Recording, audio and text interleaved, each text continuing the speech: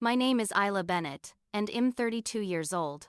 Last Thanksgiving, I walked into my parents' Connecticut mansion after pulling a double shift at the hospital where I work as an ICU nurse. The dining room glittered with crystal and expensive china, 20 relatives already seated around the table. Before I could even say hello, my mother Constance cut me off mid-greeting and announced loudly enough for everyone to hear that nobody here needs you, Isla. You've contributed nothing to this family. My father Wallace nodded his agreement from the head of the table. The room fell into uncomfortable silence. My golden child brother Preston smirked at me from across the centerpiece. I felt humiliation burning through my chest, but I forced myself to smile calmly. That smile wasn't pain anymore though, it was something else entirely, something they would all understand soon enough.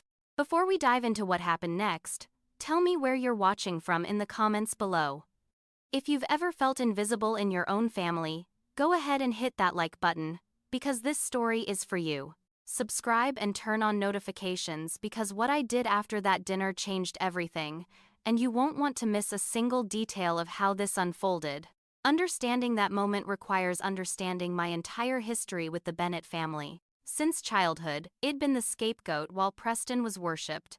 When I was 10 years old, I won the regional science fair with a project on cardiac cell regeneration. My parents missed the ceremony because Preston had a baseball game where he sat on the bench for all 9 innings without playing a single moment. In high school, I graduated as valedictorian with a 4.0 average and acceptance letters from 6 universities.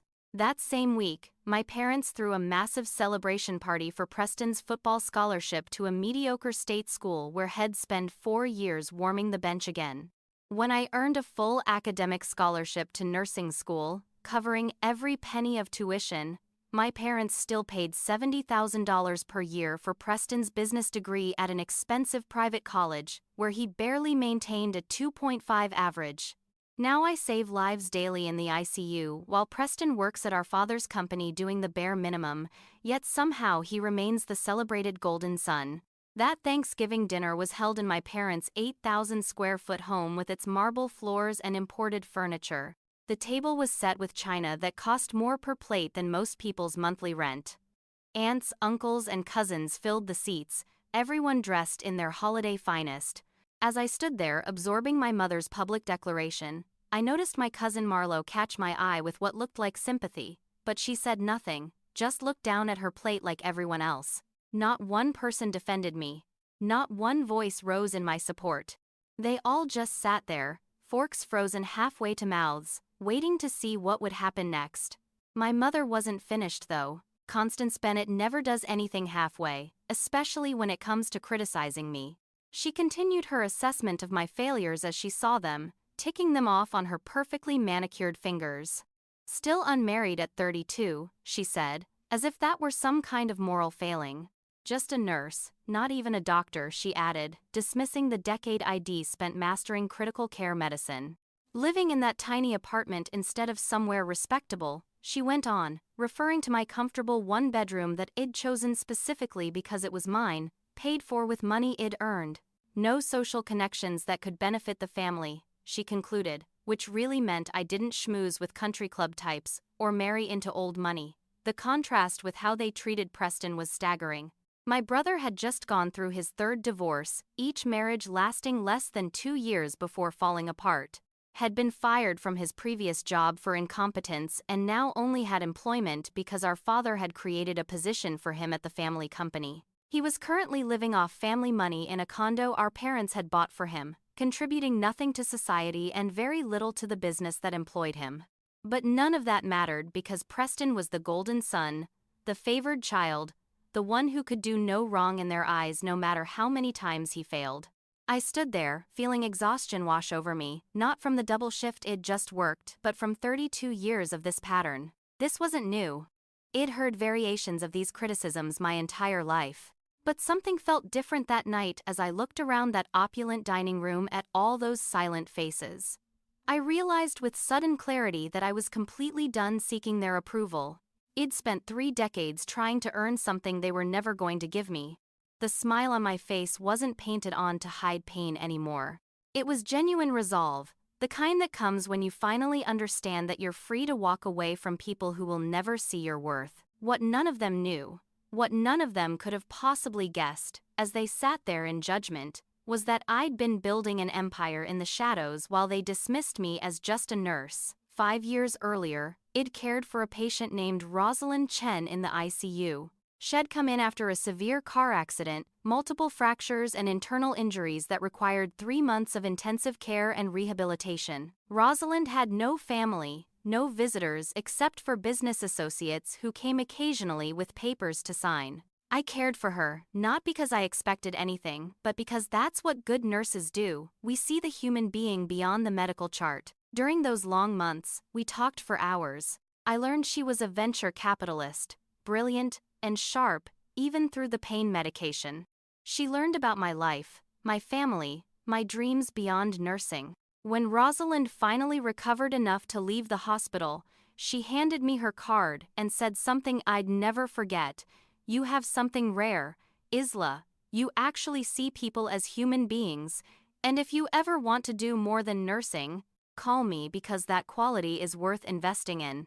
I kept that card for 8 months before I finally worked up the courage to use it. 4 years ago, I called Rosalind with an idea that had been forming in my mind for years. The healthcare system treats nurses like disposable equipment, burning them out and spitting them out, without regard for their mental health or well-being. I wanted to create a medical staffing company that actually valued nurses, that paid them what they deserved, that provided mental health support and reasonable schedules, that treated them like the skilled professionals they are. Rosalind listened to my pitch and asked me how much I needed. When I said $500,000, she laughed and said she was investing $2 million because she believed in going big or going home. The first year was brutal beyond anything I could have imagined. I worked full-time as an ICU nurse, doing 50 to 60-hour weeks while simultaneously building the business from the ground up. I learned accounting, marketing, contract negotiation, legal compliance, human resources, and a dozen other skills I'd never needed before. There were nights I survived on 3 hours of sleep and coffee that could strip paint. There were moments I wanted to quit, to admit defeat, and go back to just being a nurse. But every time I wavered, I thought about all those talented nurses I'd watched leave the profession because they couldn't take the abuse anymore, and I kept going. The second year, we landed our first major hospital contract. One facility in Boston took a chance on our model, and we proved that paying nurses well and treating them with respect actually resulted in better patient outcomes and lower turnover costs. That success led to 2 more contracts. By year 3, WED expanded into 5 states with 12 major hospital systems using our services. Year 4 brought explosive growth as word spread through the healthcare industry that CareBridge Medical Staffing was different, that we actually cared about our nurses as much as we cared about our clients. Our revenue hit $50 million that year. Now, as I stood in my parents' dining room being told I'd contributed nothing, my company CareBridge Medical Staffing was valued at $200 million. I owned 60% of the shares, making my personal stake worth approximately $120 million on paper. We were scheduled to go public in 4 weeks, which would make that wealth liquid and very, very real. The IPO paperwork was already filed in public record for anyone who bothered to look, but my family had been so certain of my insignificance that they'd never thought to search my name. I'd kept this secret deliberately for several reasons. First, I'd needed to prove it to myself before I proved it to anyone else. I'd needed to know that I could build something meaningful without their support or approval. Second, I'd known with absolute certainty that if they found out before I was successful, they'd find ways to undermine me or try to take credit or somehow make it about themselves. And third, I'd genuinely enjoyed having something they couldn't touch, couldn't diminish, couldn't take away from me. It was mine alone. The irony that made me want to laugh out loud during that dinner was that Preston's company, which was really our father's company where Preston pretended to work, had been losing money for 3 consecutive years. They were quietly exploring selling the business. What they didn't know was that my company was one of the potential buyers through a subsidiary corporation. I'd been in meetings about acquiring their failing company. I'd reviewed their dismal financial statements. I'd read reports about their toxic work culture and high employee turnover. And it'd been part of the decision to reject the acquisition because we didn't want to be associated with their business practices. My family's company wasn't worth saving. Back at the dinner table, my Uncle Raymond tried to lighten the suddenly tense atmosphere by asking me about my work. Has always been the most decent of my father's siblings, generally well-meaning even if conflict-averse. Before I could respond with even a single word, Preston interrupted from across the table, his voice loud and mocking. "Oh, Isla still wiping butts and emptying bedpans," he announced to the whole room. "Very noble work, very simple work for simple people." The table erupted in nervous laughter, the kind people make when they're uncomfortable but don't want to challenge the speaker. My Aunt Loretta added her own contribution, saying, "Well, someone has to do those jobs, I suppose," as if nursing were the career equivalent of janitorial work rather than a profession requiring years of education and enormous skill. My mother seized the opportunity to redirect conversation toward her favorite topic, Preston's wonderfulness. She announced that my brother was about to close a major business deal that would secure the family's financial future for generations. She emphasized how incredibly proud she was of his business acumen and vision. My father nodded along approvingly, adding that Preston had really come into his own as a businessman, that he was finally showing the promise they'd always known he had. I bit the inside of my cheek to keep from laughing, because I knew the truth about Preston's big deal through my business connections. Through the network ID built in the business world, I'd learned that Preston's major deal involved partnering with a man named Clifford Westbrook who was currently under FBI investigation for securities fraud. The deal involved a complicated scheme that was technically legal on paper but ethically bankrupt and likely to implode within 3 months when the investigation became public. Preston had no idea he was about to be associated with a federal crime. He thought he was being clever. He thought he was finally going to prove himself to our father. Instead, he was about to humiliate himself spectacularly and potentially face legal consequences. Preston chose that moment to introduce his new girlfriend to the family, a woman named Sutton Monroe who he brought in from the foyer where she'd apparently been waiting for her cue. Sutton was a social media influencer with 2 million followers, all carefully curated aesthetic photos and sponsored content for beauty products. She barely glanced at me when Preston introduced us, too busy examining the dining room for good lighting and camera angles. My mother immediately began gushing over Sutton, complimenting her outfit, her jewelry, her complexion, already mentally planning their wedding and imagining the social media attention it would generate. Constance called Sutton the perfect addition to our family, which was hilarious given that she'd known the woman for approximately 90 seconds. After dinner, as people migrated toward the living room for coffee and dessert, I excused myself to use the bathroom but instead lingered in the hallway where I could hear my parents talking with Uncle Raymond in my father's study. The door was slightly ajar, and their voices carried clearly. They were discussing their estate planning, specifically their will and how they'd structured it. My father explained that they'd decided to leave 90% of everything to Preston, with the remaining 10% divided among various charities that would give them good publicity. I wasn't mentioned at all until Uncle Raymond asked what I would receive. My mother laughed and said nothing, she doesn't need it anyway, and frankly she hasn't earned it, she's never contributed anything meaningful to the family name or fortune. I stood in that hallway feeling something shift inside me. It wasn't pain exactly, or even surprise. It was more like the final piece of a puzzle clicking into place. They'd told me who they were countless times throughout my life, and I'd kept hoping they'd change, kept thinking if I just achieved enough or succeeded enough or proved enough, they'd finally see me. But they never would. They were incapable of it. And that realization was strangely freeing because it meant I could stop trying. I could stop hoping. I could stop waiting for something that was never going to come. I returned to the living room and served myself a slice of pumpkin pie, making pleasant small talk with some younger cousins who seemed less poisoned by the family's toxic dynamics. My cousin Marlo pulled me aside into the hallway, her face full of concern. "I don't know how you do it," she whispered. "They're so awful to you, just relentlessly cruel." I squeezed her hand and told her I was fine, truly fine. She looked at me with something like admiration and said, "You're stronger than all of them combined," and I think she might have been the first family member to ever say something like that to me. As the evening dragged on into its third hour, my mother decided it was time for another round of public humiliation, this time focused on my romantic life. She announced loudly enough for the whole room to hear that they'd invited someone special tonight, someone she thought I should meet. "Isla," she called out, "you remember Fletcher Montgomery from the country club, don't you?"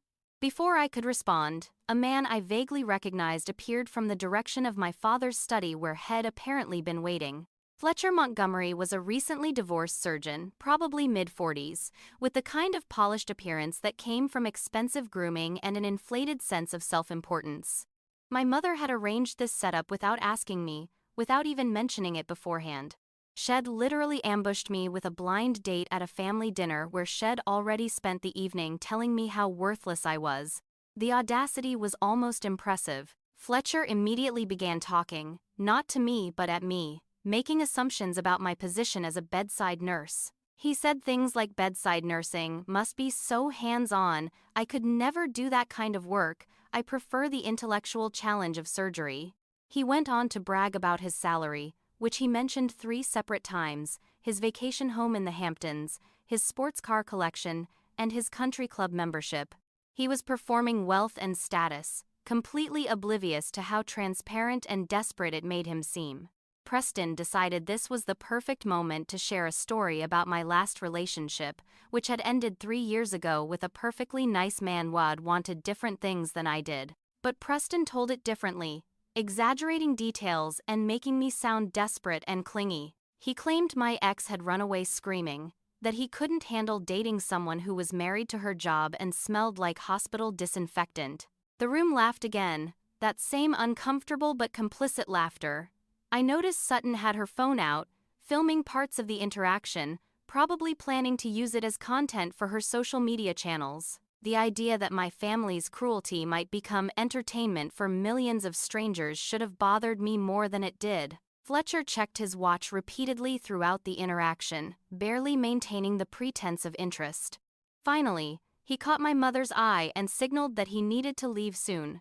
Before he left, he revealed the real reason had come, which was that my mother had promised him a business connection through my father's company. He had zero romantic interest in me. I was just the excuse to get him in the door for networking purposes. Constance looked disappointed, not because the romantic setup had failed, but because it reflected poorly on her matchmaking abilities. She turned to me and said if you'd made more effort with your appearance, dressed better, been more charming and interesting, maybe he would have stayed. The implication was clear, I was unlovable, undesirable, fundamentally lacking in whatever quality made someone worth pursuing. What they didn't know, what they couldn't have known because I'd kept it private, was that I'd been in a loving relationship for 18 months with Dr. Graham Sutherland. Graham was the hospital's chief of surgery, brilliant and kind and genuinely good. He was also the heir to a medical device manufacturing fortune worth approximately $300 million. We'd met when Head transferred to our hospital from Johns Hopkins, and we'd become friends first before anything romantic developed. We'd kept the relationship private because Graham respected my need for boundaries with my toxic family. Head proposed to me twice already, beautiful heartfelt proposals that made me cry. Both times I'd said not yet because I'd wanted to establish my business success first, to prove to myself that I was complete on my own before adding marriage to the equation. Graham had understood completely and supported my decision without pressure. I excused myself to the bathroom and checked my phone. There was a text from Graham asking how it's going and reminding me that I'm amazing and they're idiots, telling me to call when I escaped. I smiled genuinely for the first time that evening, a real smile that came from actual happiness rather than defensive armor. I looked at myself in the mirror of my parents' ostentatious powder room with its gold fixtures and marble counters, and I realized I didn't recognize the woman looking back at me. Or rather, I did recognize her, but she wasn't the rejected daughter anymore. She was someone who'd built something real, who was loved by someone wonderful, who had absolutely nothing to prove to the people downstairs.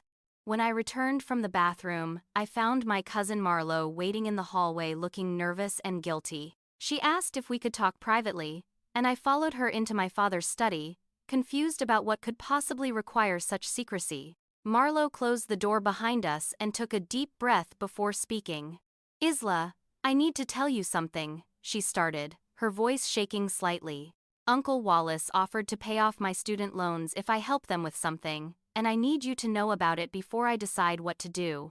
She explained that my parents had been planning this intervention for weeks. They'd somehow obtained information about my bank accounts, probably through some contact at my bank, who violated privacy laws as a favor to the Bennett name. They knew I had significant savings from years of working without major expenses, living modestly while my salary accumulated. They didn't know about my company yet, but they knew I had liquid assets. Their plan was to pressure me into co-signing on a business loan for Preston, something large enough to prop up the family company that was hemorrhaging money. They needed my credit and my cash reserves to secure financing they couldn't get on their own anymore. Marlowe's role in this scheme was to befriend me tonight, to gain my trust by seeming sympathetic, and then to guilt me into helping Preston by emphasizing family obligations. She'd been coached on exactly what to say, phrases like, "Family helps family and the Bennetts stick together, and you wouldn't want to be responsible for the family business failing." My aunt and uncle had her practicing these lines. The price for her cooperation was $60,000. The amount she owed in student loans from her art degree that hadn't led to stable employment yet. I asked her why she was telling me this instead of going through with it. Marlowe's eyes filled with tears as she explained that she'd been planning to do it, that $60,000 felt like life-changing money when she was working 3 part-time jobs to make minimum payments. But then Shed watched how they'd treated me all evening, the casual cruelty and contempt, and Shed realized I didn't deserve any of it. She said I was actually kind to people, genuinely kind, while they were monsters who'd raised her to think their behavior was normal. She couldn't be part of it anymore. I made a split-second decision. I asked Marlowe how much her loans were, and she repeated that they totaled $60,000. I told her that if she walked away from whatever my parents had asked her to do, I would pay off her loans completely. She stared at me in shock, asking how I could possibly do that on a nurse's salary. I told her to trust me and give me her loan account information, promising that everything would be handled by Monday morning. The look of stunned gratitude on her face was worth whatever risk I was taking by revealing that I had resources. But Marlowe wasn't finished with her revelations. She told me that Preston had been spending months spreading rumors about me in their extended social circle. Had been telling people I had psychological problems, that I suffered from delusions of grandeur and an unstable personality. He was systematically building a narrative that would allow him to challenge my competency if I ever inherited anything or came into money. Had even been secretly photographing me at family events, capturing unflattering moments when I looked tired or emotional, building what he called a file that would support his claims if he ever needed to have me declared mentally incompetent. There was more. My Aunt Loretta, my mother's sister, had been encouraging Constance to cut me off completely after the holidays. She'd been saying that I brought negative energy to the family, that my presence was a downer at events, that they'd all be happier if they just stopped inviting me to things. The goal was complete exclusion, making me a non-person in the family narrative. And the final piece of their plan was the loan. If I refused to co-sign, they were going to launch a family-wide campaign painting me as selfish and cruel, telling everyone it abandoned the family in their time of need. If I agreed to co-sign, they'd take the money and cut me off anyway once they had what they needed, secure in the knowledge that they'd never have to repay me because family loans were just gifts with different names. I stood in that study absorbing the calculated nature of their cruelty. This wasn't just dismissiveness or preference for my brother. This was active, long-term plotting to use me and destroy me. They weren't just indifferent to my well-being. They were actively hostile to my existence. The smile I'd been wearing all evening faded for just a moment, replaced by something colder and harder. Then it returned. But different now, full of resolve and determination. They wanted to play games with me. They had no idea who they were actually playing against. I returned to the living room where everyone had gathered for after-dinner drinks and conversation. Preston was visibly drunk now, his voice louder and his movements less controlled. Had been drinking steadily throughout dinner and had switched to straight whiskey afterward. I could see this evening heading towards some kind of confrontation, could feel it building in the air like pressure before a storm. I didn't have to wait long. Preston cornered me near the fireplace, positioning himself so I'd have to push past him to get away. A dominance move he'd probably learned from our father. "You know what your problem is," he started, his breath heavy with alcohol. "You think you're better than us. You walk around with this martyr complex like poor Isla the ignored daughter. It's pathetic, really. You need to grow up and accept reality." He was warming up to something bigger, I could tell. "You're boring, you're basic, you have nothing to offer anyone, you're just a nurse who thinks she's special because she helps people, but you're not special, you're nothing." People were starting to notice our conversation. Some looked away uncomfortably. Others watched with the kind of interest people have when they sense drama unfolding. My mother and father observed from across the room but made no move to intervene.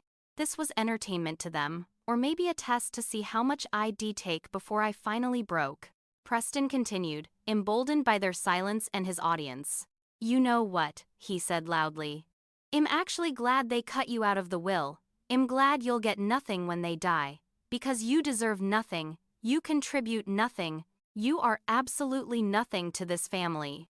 His girlfriend Sutton had her phone out again, filming openly now. She whispered to Preston, not quietly enough, that this was such good content, that family drama went viral, that her followers would eat this up. She was treating my humiliation as potential social media gold, and Preston was drunk enough not to care about the ethics or consequences of that.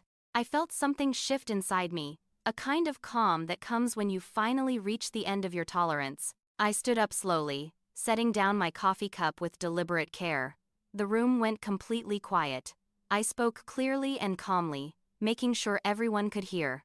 "You're right, Preston. You're absolutely right about one thing. Nobody here needs me, and that's been the most liberating realization of my life." He started to interrupt with some mocking comment, but I held up my hand. "For 32 years I tried to earn your approval. I achieved and excelled and pushed myself thinking, maybe if I was smart enough or successful enough or kind enough, you'd finally see me as having value, but I finally understand that you don't want to see me. Because if you did, you'd have to face some uncomfortable truths about yourselves." Preston tried again to interrupt, calling this a victim speech, but I kept going. "The truth, like I've built something real while you've coasted on family money your entire life. The truth, like I save actual human lives while you barely managed to save face at the company where Dad created a position for you out of pity. The truth, like I've become someone meaningful to the world while you've become this, a middle-aged man with 3 failed marriages and 1 failed career after another who still needs his parents to pay his bills." My mother stood up, her face reddening, telling me I was being dramatic and embarrassing, but I turned to face her directly. "No, Mother. Tonight you told me that nobody needs me, and you were absolutely correct. Nobody here needs me. And more importantly, I don't need any of you either." I pulled out my phone, pulling up the documents I'd saved there just in case. "You want to know what I've been doing while you dismissed me, while you celebrated Preston's mediocrity and ignored everything I accomplished? I built a company from nothing, and it's now worth $200 million. It goes public in exactly 4 weeks, and I own 60% of it." The room became absolutely silent, the kind of silence that feels heavy and dense. Preston looked confused, his drunk brain struggling to process what he'd said. "What company?" he slurred. "You're just a nurse, you don't have a company." I smiled at him, that same calm smile I'd been wearing all evening. "I am a nurse, and am also the CEO and majority shareholder of CareBridge Medical Staffing. Perhaps you've heard of it." My father's face went pale, actual color draining from his features. "That's the company we've been trying to partner with," he said slowly, "the one that's rejected our proposals." 3 times actually, I confirmed. "You've approached us 3 times and we've rejected you 3 times because your company treats employees like disposable assets and we don't partner with organizations that don't share our values about human dignity." Someone asked about the valuation, wanting confirmation of the numbers. "My 60% stake is worth approximately $120 million. I explained. "And after the IPO goes through next month, likely substantially more than that given the current interest from institutional investors." Preston laughed, a harsh, desperate sound, calling me a liar and saying this was pathetic even for me. I opened my email on my phone and held it up, showing the IPO filing documents that were public record. There was my name, Isla Bennett, listed as CEO and principal shareholder. There were the financial statements showing company valuation. There was everything they needed to see to know I was telling the truth. The reaction rippled through the room like a wave. Shock, disbelief, and rapid calculation as people realized what this meant. Aunt Loretta looked like she might faint. Uncle Raymond was mentally doing math, probably figuring out how much 60% of 200 million actually was. Cousins were whispering to each other, phones coming out to search for information about my company, and my mother's tone changed so fast it was almost comical. "Well," she said, her voice suddenly warm. "This is wonderful news, darling. Why didn't you tell us sooner? This is such an achievement for the family." I looked at her steadily and said, "Because of this, Mother, this exact moment, this pivot where I suddenly exist to you because I have money, this is exactly why I kept it secret from all of you." The immediate aftermath of my revelation was almost amusing in its predictability. Everyone suddenly wanted to backtrack on everything they'd said earlier. Preston claimed had been joking during his attack on me, that it was all brotherly teasing that I'd taken too seriously. My mother said she'd always been proud of me, that she'd always known I was capable of great things, rewriting history in real time. My father suggested we should have dinner sometime soon to discuss potential business opportunities and family investments, as if we'd always had that kind of relationship. The desperation was palpable and pathetic. Sutton suddenly remembered she had somewhere else to be and rushed out of the house, barely saying goodbye to Preston. Within an hour, she'd posted a carefully edited video to her social media accounts with the caption, "My boyfriend's sister just revealed she's a secret multimillionaire and the family had no idea, the drama, full story coming soon." The video was deliberately edited to make the situation look as dramatic as possible, focusing on shocked faces and heated moments while removing any context about how terribly they'd treated me all evening. By midnight, the video had 2 million views and was being picked up by entertainment news sites. The desperate proposals started almost immediately. Preston pulled me aside with sudden false friendliness, apologizing for drinking too much, and claiming he hadn't meant any of the cruel things he'd said. Then he launched into a pitch about an investment opportunity he was involved in, suggesting I should get in on the ground floor of what he promised was a game-changing business deal. He needed $2 million for his share of the investment, and surely family should invest in family, right? I declined without explanation, watching his face cycle through confusion and then anger.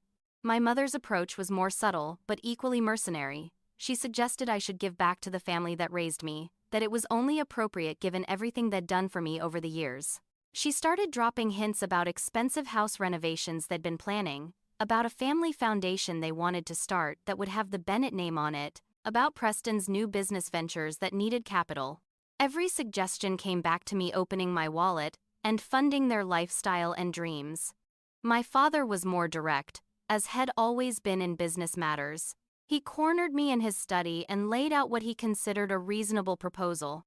"My success reflected well on the Bennett name," he said, "and it was only appropriate that I support family enterprises to keep wealth within the family." He suggested a $20 million investment in his company, positioning it as both family obligation and smart business, completely ignoring the fact that his company was failing and that my business team had already analyzed and rejected it as a bad investment. My Aunt Loretta approached me about her daughter Penelope's upcoming wedding.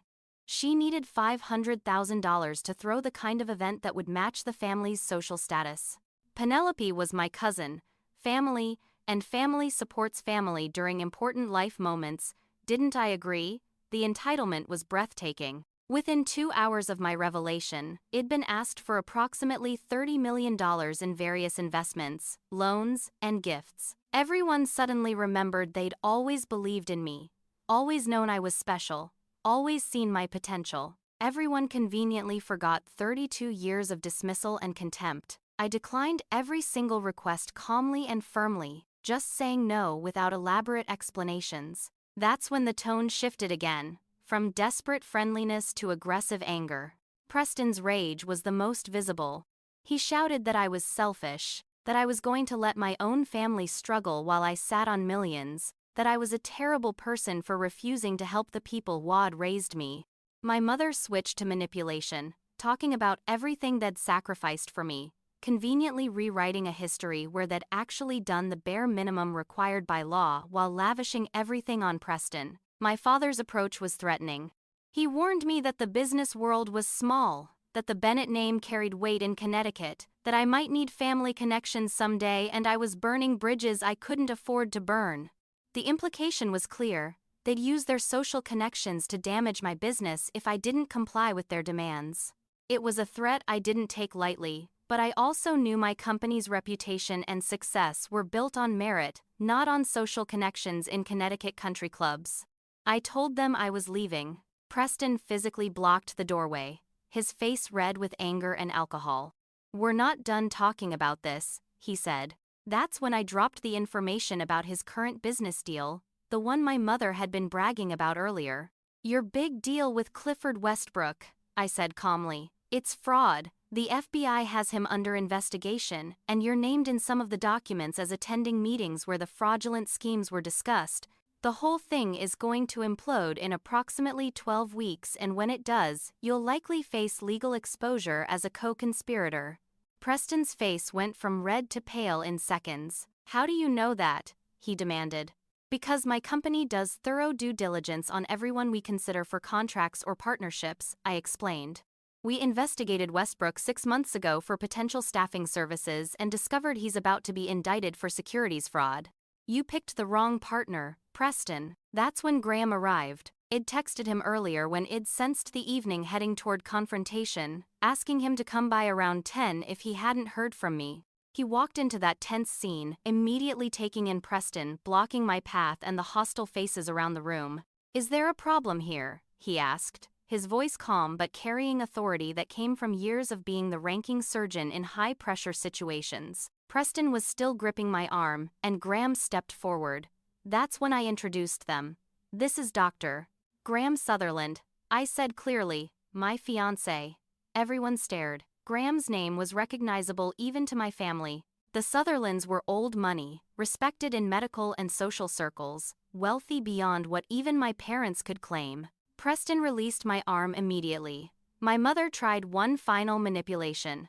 "If you walk out that door," she said, her voice cold and imperious, "don't expect to be welcomed back to this family." I looked at her for a long moment. This woman who'd given birth to me, but had never really been a mother. "You told me tonight that nobody here needs me," I said quietly. "You were absolutely right. Nobody here needs me. But here is what you got wrong. I don't need any of you either. Not your approval, not your acceptance, not your validation, not your money or connections or family name. For the first time in my life, I'm completely free of all of you." Graham offered me his arm, and we walked out together into the cold November night, leaving behind a room full of people who'd suddenly realized they'd lost their chance to exploit me. The week following that Thanksgiving dinner brought consequences for everyone involved. Sutton's edited video had gone viral in a massive way, spawning dozens of reaction videos and commentary pieces. Entertainment news sites picked up the story with headlines like "Cinderella CEO, How an ICU Nurse Built a Healthcare Empire in Secret While Her Family Dismissed Her." The attention was overwhelming at first, but it ended up being incredibly positive for my company. Our IPO got massive publicity, and the valuation projections actually increased as institutional investors saw the media coverage as evidence of strong public interest. My family's attempts to maintain contact were constant and desperate. Phone calls, emails, text messages, all of which I ignored completely. They hired a lawyer to explore whether they could claim any ownership of my company based on family resources I'd supposedly used, but there was nothing. I'd built CareBridge entirely with Rosalind's investment and my own sweat equity.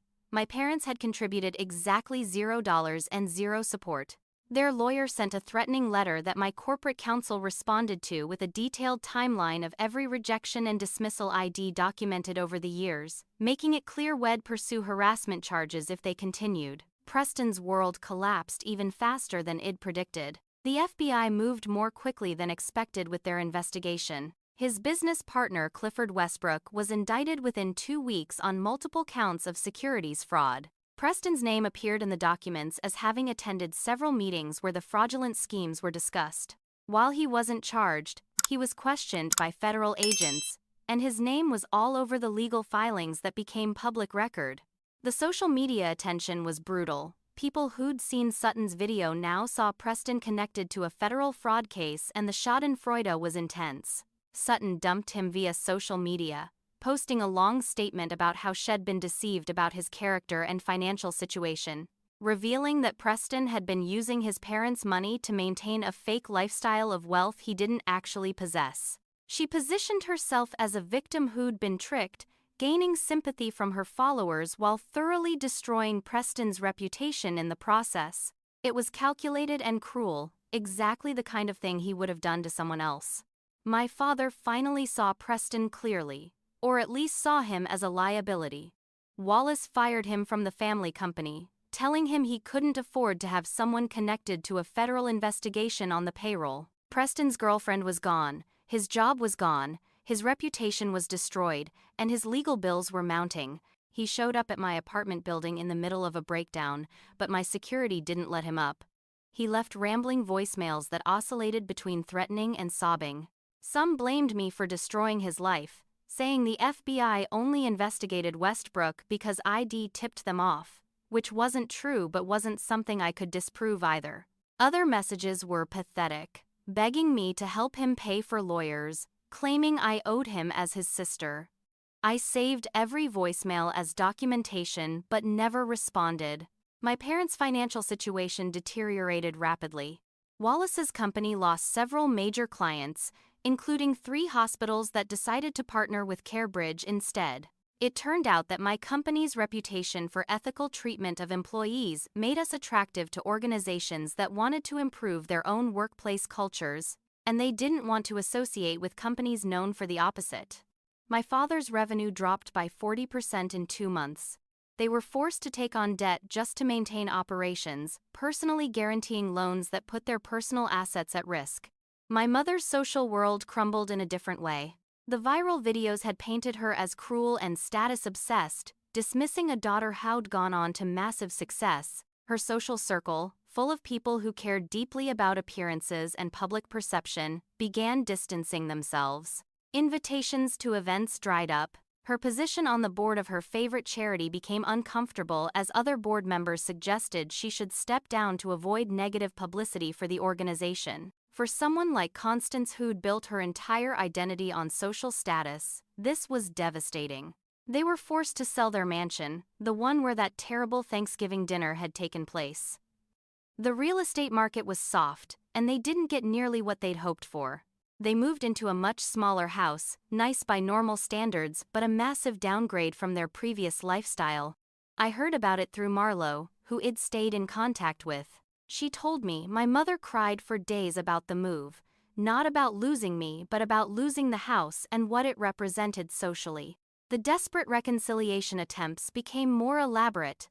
They showed up at my workplace, trying to get past hospital security to find me. They caused enough of a scene that security escorted them out, but not before several people recorded video on their phones that ended up online, adding to their public humiliation. My mother wrote a 12-page letter that arrived by certified mail.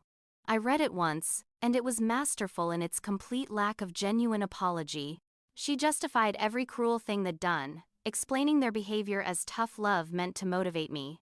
Then she pivoted to asking for financial help, framing it as my duty as their daughter. Family forgives family, she wrote, as if forgiveness meant giving them money. I kept my promise to Marlo. All $60,000 of her student loans were paid off within days of my conversation with her. She cried when she got the notification from her loan servicer. I offered her a job as marketing coordinator at CareBridge, and she accepted immediately. She was creative and hardworking, exactly the kind of person I wanted on my team. Having her there, seeing her thrive in an environment where her contributions were valued, felt like a small victory against the toxicity of our family. My company acquired my father's company through a subsidiary, a move that was purely strategic business sense. His company had good relationships with some regional hospitals that we wanted access to, and the price was low enough that it made financial sense. We restructured completely, keeping the employees who were competent and eliminating the nepotism positions Preston and several cousins had held. We improved working conditions and pay, and productivity increased immediately. Wallace was offered a consultant position at a quarter of his previous salary, purely advisory with no decision-making power. He refused out of pride, unable to accept a subordinate role in a company I now controlled. I established a foundation supporting nurses' education and mental health services, something I'd been planning for years. I named it the Margaret Sullivan Foundation after my maternal grandmother, the only member of my family who'd been consistently kind to me before she died when I was 14. She'd been a nurse too, and my parents had dismissed her career the same way they'd dismissed mine. The foundation would provide scholarships and counseling services, creating the support system I'd wished for during those brutal early years of nursing. Graham proposed for the third time on a quiet evening in my apartment. Had asked twice before, and I'd said not yet both times, wanting to establish my success first. This time he knelt down with the same ring head offered before and said, "If I asked twice and you said you needed to prove your success first, and you've done that now, you've proven everything you needed to prove to yourself and to them. So will you marry me?" I said yes without hesitation. We planned a small wedding for 3 months out, just 50 people, close friends and colleagues who'd become family, Graham's relatives who'd treated me with warmth and respect from the moment we'd met, and Marlowe, my parents, Preston, and most of my extended family were not invited. The engagement announcement made news because Graham's family was prominent in medical and business circles. The headline read, "Healthcare CEO Isla Bennett to marry Dr. Graham Sutherland in private ceremony." My parents were devastated, not because they'd missed the wedding itself, but because they'd missed the social opportunities the Sutherland connection would have provided. They sent a gift anyway. An expensive crystal vase that I donated to a hospital charity auction still in its box. Preston made one final attempt to insert himself into my life. He tried to crash the wedding 3 months after that Thanksgiving dinner. Security stopped him at the venue entrance before he got anywhere near the ceremony.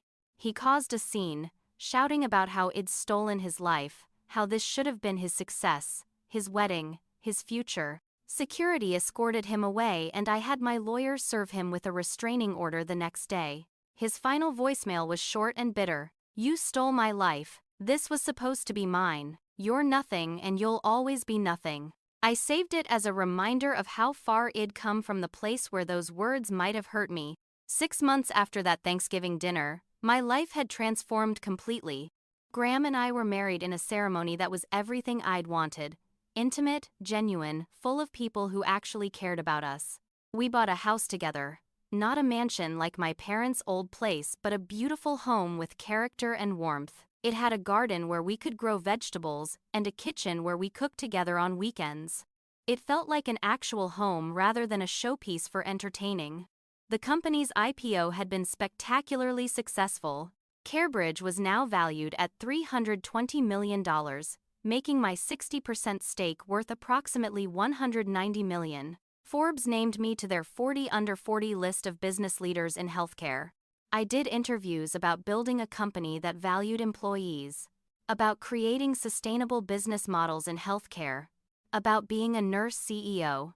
The attention was sometimes overwhelming, but I used the platform to advocate for better working conditions for nurses across the industry.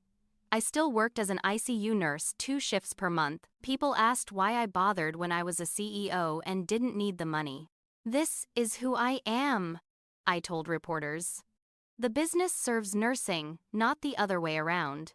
I never want to forget what it feels like to be at the bedside, to hold a patient's hand during their worst moments, to be the person families trust with their loved ones' lives. Those shifts kept me grounded and connected to why I'd built CareBridge in the first place. My marriage to Graham was everything I'd hoped for. He was a true partner who supported my career ambitions while pursuing his own. He encouraged me to start therapy to process the family trauma, suggesting I work with Dr. Helena Whitmore, who specialized in family estrangement and narcissistic abuse. The therapy sessions helped me understand that I'd never been the problem, that their treatment wasn't about my worth, that I was allowed to protect myself by maintaining boundaries, that I was allowed to be happy without them in my life. Rosalind, my original investor and mentor, became one of my closest friends. We had dinner regularly, and Graham included her in our inner circle. "You saw me when I was invisible to everyone else," I told her once. "You changed my life completely." She smiled and said, "I just saw what was already there. You did all the hard work. I just gave you resources and believed in you." Having her friendship, built on mutual respect and genuine care, showed me what healthy relationships could look like. Two other cousins I'd barely known reached out after seeing the news coverage. They'd been estranged from the family for years over their own conflicts with my parents. We formed our own small group, creating the chosen family none of us had experienced growing up. We had monthly dinners where nobody criticized or competed or kept score. We celebrated each other's successes without jealousy and supported each other's struggles without judgment. Marlo thrived at CareBridge. She was promoted twice in 6 months, showing real talent for marketing and communications. She started dating someone healthy and kind who treated her well. She told me one evening that I hadn't just paid off her loans. I'd shown her what healthy relationships and workplaces looked like, and that was worth more than the money. My parents' circumstances had stabilized at a much lower level than their previous lifestyle. Wallace worked as a consultant for another firm at a modest salary. Constance volunteered at charity shops, not out of genuine desire to help but to maintain some social presence. They were comfortable by normal standards but diminished from their former status. Preston was living in a small apartment working in sales, no longer connected to high society or family money. Whether Head genuinely changed or just gotten better at hiding his true nature was unclear. Through mutual connections, I heard my parents expressed regret about what had happened. But it wasn't regret for how they'd treated me. It was regret that they'd lost access to my money and connections. They understood the financial consequences of their actions but not the moral dimensions. That realization helped me make peace with maintaining distance. They were still incapable of seeing me as a person rather than a resource. My mother sent one final letter 6 months after the wedding. This one was different in tone, softer and seemingly more vulnerable. "Dear Isla," she wrote, "I've been thinking about what went wrong between us and am trying to understand from your perspective. Perhaps we could talk sometime and I could explain things from our side as well. I'd really like to have a relationship with you." I read it several times, analyzing every word for genuine remorse or understanding, but it was still fundamentally about what she wanted, still framed as a misunderstanding rather than deliberate cruelty. I wrote back a single sentence. "I wish you well, but I won't be in contact." Through therapy with Dr. Whitmore, I came to a profound realization. Waiting for their apology or acknowledgement was keeping me trapped in the past. I didn't need their validation to be free. I didn't need them to understand what they'd done to me. I didn't need closure from them because I could create my own closure by choosing to move forward. I wrote in my journal one night, "They told me nobody needs me and they meant it as an insult, as a way to diminish me and make me feel worthless. But they actually gave me the greatest gift imaginable because once I stopped needing their approval, once I truly accepted that nobody there needed me and I didn't need them either, I found myself, I found my power, I found my freedom." Graham asked me one evening if I thought I'd ever reconcile with my family. I considered the question carefully before answering. "I've reconciled with the situation," I told him. "I don't hate them anymore. I don't wish them harm. I don't spend my energy being angry at them. But I also don't need them in my life and I'm okay with that." That's my version of peace. Looking through our wedding photos, I realized every face showed genuine joy. Nobody was pretending or performing. This was real family, the kind you choose rather than the kind you're born into. Rosalind offered wisdom one evening over dinner. "You know what your real revenge was," she said. "It wasn't the money or the success, though those certainly didn't hurt. Your real revenge was becoming genuinely happy despite everything they did to break you. People like your family can't stand when someone they've hurt finds peace without them. They need you to stay broken to justify their behavior. By healing and thriving, you proved that their assessment of you was never true." Thanksgiving arrived again, exactly 1 year after that devastating dinner. Graham and I hosted at our home. We invited 20 people. Marlo, Rosalind, my 2 estranged cousins and their partners. Graham's family, close friends from work, other nurses I'd mentored. Before dinner, I stood to speak, my voice strong and clear.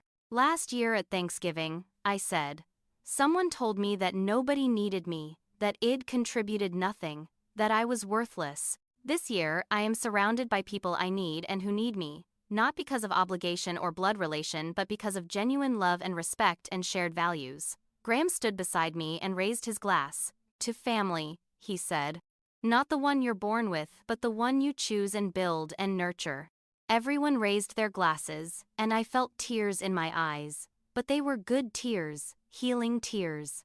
During dessert, my phone buzzed with a call from an unknown number. I glanced at the screen and knew without answering that it was probably my mother or Preston, making one more attempt to insert themselves into my life on the holiday that had become symbolic of our break. I silenced the phone and placed it face down on the sideboard. I returned my attention to the table, to the laughter and warmth and genuine connection happening all around me.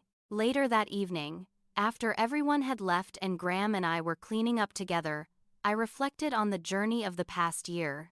They were right that nobody there needed me, I said quietly. And it turned out I didn't need them either. What I needed was this: real love and real respect and real family.